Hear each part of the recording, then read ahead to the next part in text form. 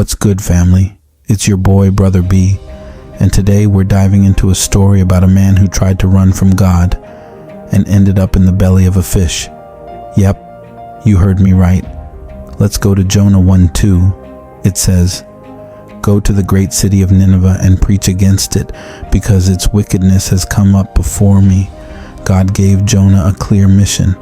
But Jonah 1:3 says, "But Jonah ran away from the Lord and headed for Tarshish." Now imagine God sends you a message, and instead of saying, "Yes, Lord," you hit airplane mode on your whole life. Jonah didn't just say no, he booked a whole ticket on a ship going the opposite way.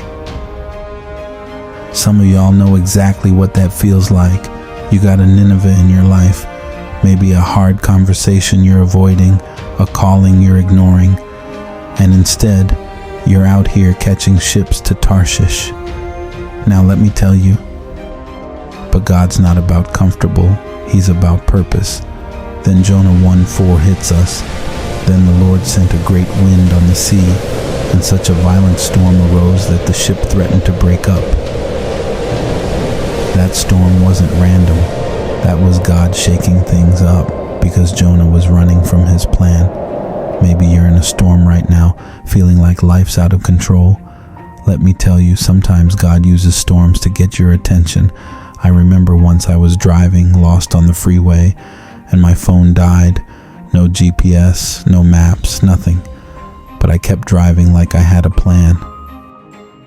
That was me pretending, but really I was lost. That's Jonah, that's us, trying to act like we know where we're going when really we're running from God's GPS.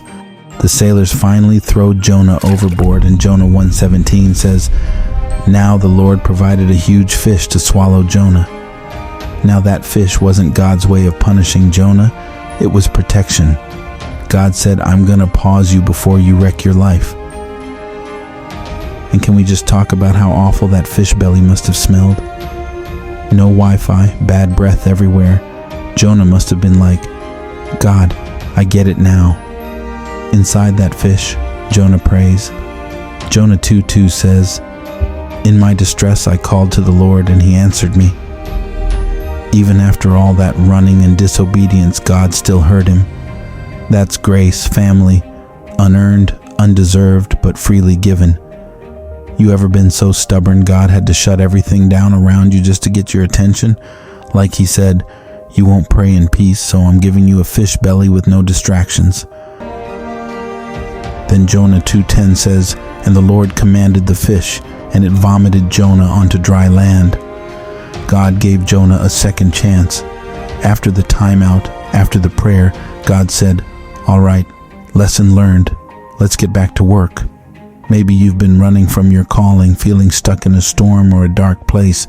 God's mercy is bigger than your mistakes. He's ready to spit you out, give you fresh breath, and send you back on your path. So here's the truth. You can't outrun God. No matter how fast or far you go, His plan will catch up with you. But the best part, He's not angry. He's patient. He's full of grace. That storm you're in might be God's way of saying, "Come back. I've got something better for you."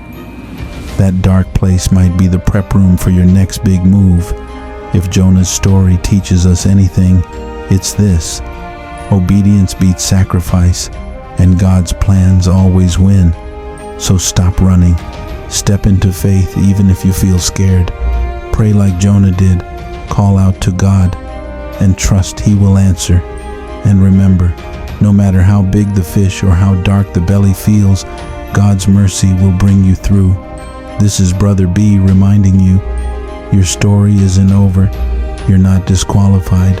God's still working, still loving, and still calling you back. So take a deep breath, turn around, and walk in your purpose. Let's go.